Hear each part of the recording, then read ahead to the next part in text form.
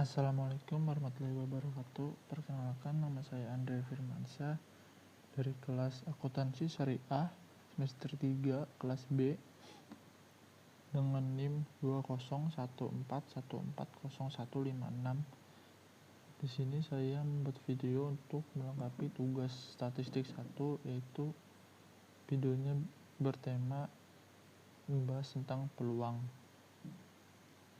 Yang pertama itu adalah pengertian peluang. Peluang adalah cara untuk mengungkapkan pengetahuan atau kepercayaan bahwa suatu kejadian akan berlaku atau telah terjadi. Selain itu, peluang juga bisa disebut dengan probabilitas. Jika ada orang menyebut probabilitas, itu bisa disebut juga dengan peluang. Nah, untuk memahami pengertian tentang peluang, saya akan mencoba memberikan contohnya. Misalkan kita mempunyai satu keping uang logam 1000. Nah, di uang logam itu kan ada angka dan ada gambar. Nah, lalu kita coba lempar ke atas dan dibiarkan jatuh, maka kemungkinan yang mungkin terjadi adalah akan terlihat gambar atau angka. Nah, angka yang menunjukkan kemungkinan munculnya gambar atau angka inilah yang disebut dengan peluang. Nah, kira-kira menurut kalian berapa peluang munculnya gambar dari sebuah koin logam 1000-an? Coba jawab. Yap, benar, jawabannya adalah 1/2. Kok bisa 1/2?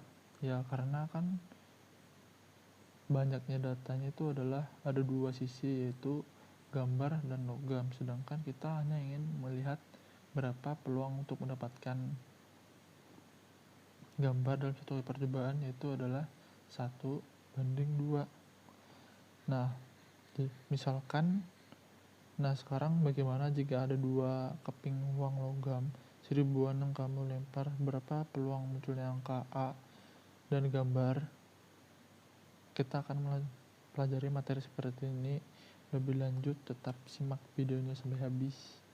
Nah, dalam mempelajari materi mengenai peluang, kita akan mengenal beberapa istilah tertentu yang dapat kita gunakan untuk mengerjakannya.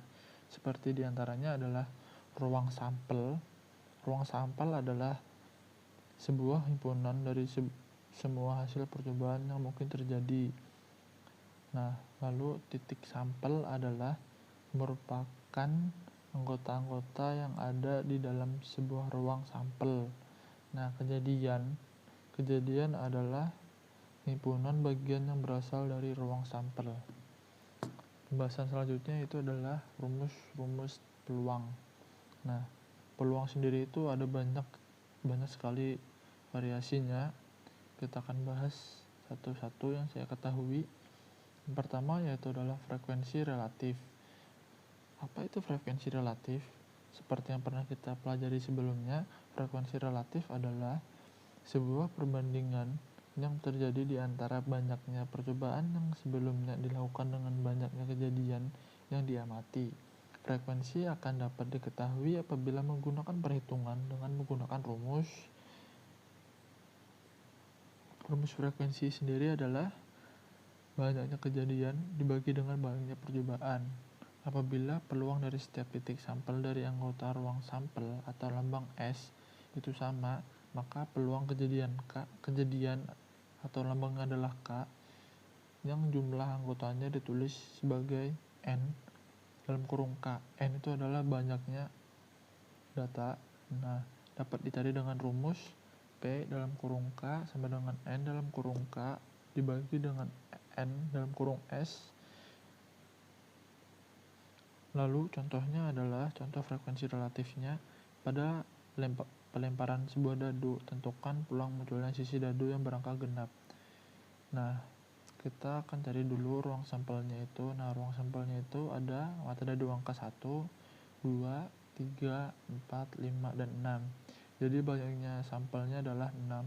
Sisi dadu genap itu ada angka 2, 4 dan 6. Jadi banyaknya kejadian itu adalah 3. Maka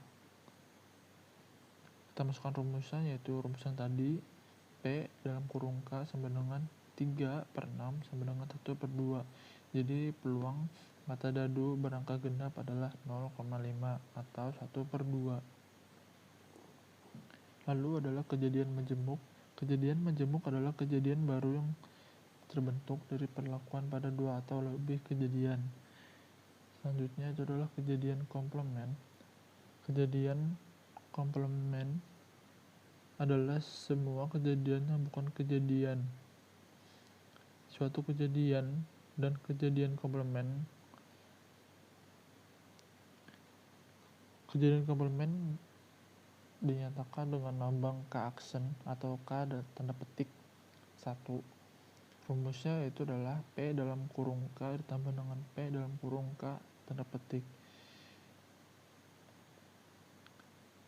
sama dengan 1, atau P dalam kurung K aksen kurang dengan 1 dikurang dengan sama dengan 1 dikurang dengan P dalam kurung K. Contoh soalnya adalah Ana bermain kartu bridge.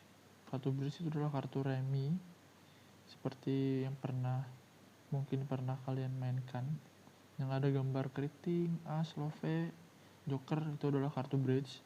Kemudian diambil satu kartu secara acak. Tentukan peluang Anda mengambil kartu as.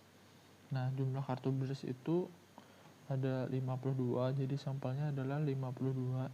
Jumlah semua kartu as itu adalah 4. Kenapa 4? Karena as itu kan mewakili setiap gambar. Jadi ada as keriting, as love, as bata, sama as kop. Nah, kita masukkan saja dengan rumus yang tadi, yaitu P dalam kurung K sama dengan P per 52. Maksudnya sama dengan 4 per 52, hasilnya adalah 1/13. Kita disederhanakan dibagi dengan 4, hasilnya adalah 1/13. Jadi P dalam kurung K tanda petik sama dengan 1 kurang P dalam kurung K sama dengan 1 dikurang dengan 1/13 sama dengan 12/13. Jadi peluang Anda mengambil bukan kartu as adalah 12/13. Selanjutnya adalah penjumlahan peluang. Nah, penjumlahan peluang itu ada 3 jenis. Yang pertama adalah kejadian saling lepas. Terdapat 2 buah kejadian A dan B yang kemudian disebut kejadian saling lepas jika tidak ada elemen pada kejadian A yang sama dengan elemen yang terdapat pada kejadian B. Peluang salah satu A atau B mungkin terjadi dengan A dan B adalah kejadian saling lepas. Rumus kejadian saling lepas yaitu adalah P dalam kurung A gabungan B. Itu bukan tanda U, tapi itu adalah lambang gabungan, sama dengan P dalam kurung A ditambah P dalam kurung B. Contoh soalnya yaitu terdapat 2 buah dadu biru dan hijau. 2 dadu tersebut kemudian dilempar secara bersamaan 1 kali. Tentukan peluang munculnya sisi dadu yang memiliki jumlah angka 3 atau 10. Kita bahas munculnya mata dadu berjumlah angka 3, yaitu jika dijumlahkan mata dadu 1 dan mata dadu 2, hasilnya adalah 3. Sampelnya yang pertama adalah 1 dan 2. Kenapa 1 dan 2? Karena 1 ditambah dengan 2 hasilnya adalah 3. Dan yang kedua adalah 2 dan 1. Karena 2 ditambah 1 hasilnya adalah 3. Jadi cukup ada 2 sampel karena di dadu itu tidak ada angka 0. Jadi cukup ada 2 sampel yang berjumlah angka 3. Lalu sampel yang kedua itu adalah berjumlah angka 10, yaitu ada mata dadu 4 dan 6, lalu 5 dan 5, dan 6 dan 4. Karena anggota A tidak ada yang sama dengan anggota B, maka kejadian A dan B merupakan 2 kejadian yang saling lepas, sehingga menggunakan rumus P dalam kurung A gabungan B sama dengan P dalam kurung A plus B, P tambah B sama dengan 2 per 36 ditambah dengan 3 per 36. 36 didapat dari, kita kalikan saja angka dadu terbesar yaitu 6 dikali dengan 6, karena ada 2 dadu jadi 6 dikali 6 sama dengan 36. Lalu hasilnya adalah 5 per 36, sehingga peluang munculnya mata dadu yang berjumlah 3 dan 10 adalah 5 per 36. Selanjutnya itu adalah kejadian tidak saling lepas. Dua buah kejadian A dan B disebut tidak saling lepas jika terdapat minimal satu elemen pada kejadian A yang sama dengan elemen yang terdapat pada kejadian B. Peluang salah satu A atau B mungkin terjadi dengan A dan B adalah kejadian tidak saling lepas. Rumusnya adalah P dalam kurung A gabungan B sama dengan P A sama dengan PB dikurang dengan P A irisan B, di mana P A irisan B menyatakan elemen yang tidak terdapat pada kejadian A dan B. Contoh soalnya, Doni sedang bermain kartu bridge. Kemudian ia mengambil satu kartu secara acak. Tentukan peluang kartu yang diambil adalah kartu skop dan kartu bergambar JQK. Kita bahas yaitu jumlah kartu bridge tadi kan ada 52. Jumlah kartu skop itu adalah 13, yaitu angka 1 skop, 2 skop, 3 skop, 4 skop, 5 skop, 6 skop, 7 skop, 8 skop, 9 skop, 10 skop, J skop, Q skop, dan K skop. Jumlah kartu bergambar itu adalah 12, yaitu ada JQK love sama JQK skop, JQK bata sama JQK keriting. Jadi 3 dikali dengan 4 ada 12 karena terdapat kartu bergambar yang merupakan anggota kartu skop, J skop, Q skop, dan K skop.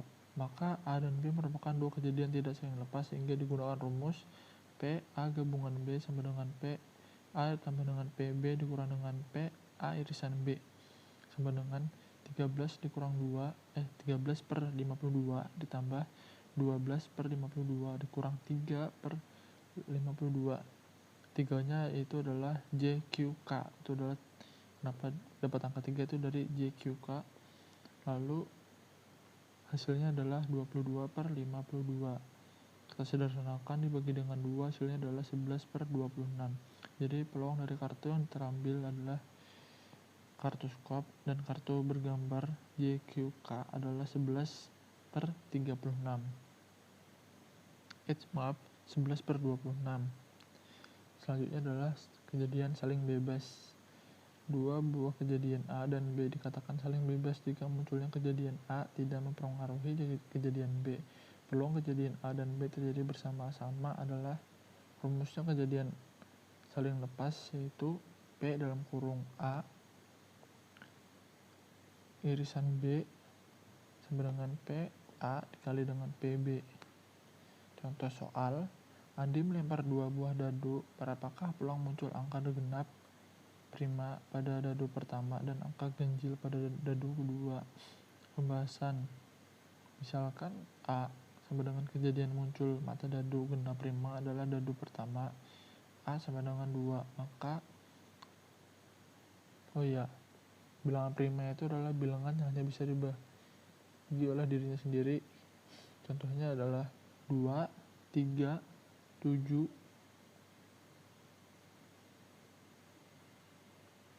Nah, sedangkan di mata dadu itu tadi ada angka. Sedangkan di angka dadu tadi itu cuma ada angka 1, 2, 3, 4, 5, 6. Jadi dan lalu yang dicari adalah angka genap prima. Angka genap prima di dadu cuma ada angka 2, jadi 1 per 6. Lalu yang misalkan yang B, kejadian muncul mata dadu ganjil adalah pada dadu kedua adalah 3 per 6.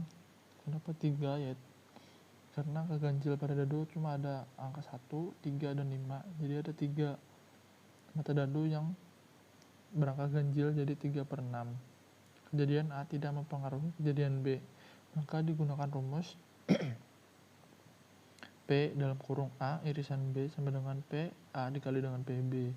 P A irisan B sama dengan 1 per 6 dikali dengan 3 per 6. Hasilnya adalah 3 per 6. lalu disederhanakan dibagi dengan 3 yaitu 1/2. Jadi peluang munculnya angka genap prima pada dadu pertama dan angka ganjil pada dadu kedua adalah 0,5. Sekian pembahasan dari saya. Mohon maaf jika terlalu cepat dan mohon maaf bila ada salah kata. Kurang lebihnya mohon dimaafkan. Sekian dari saya. Wassalamualaikum warahmatullahi wabarakatuh.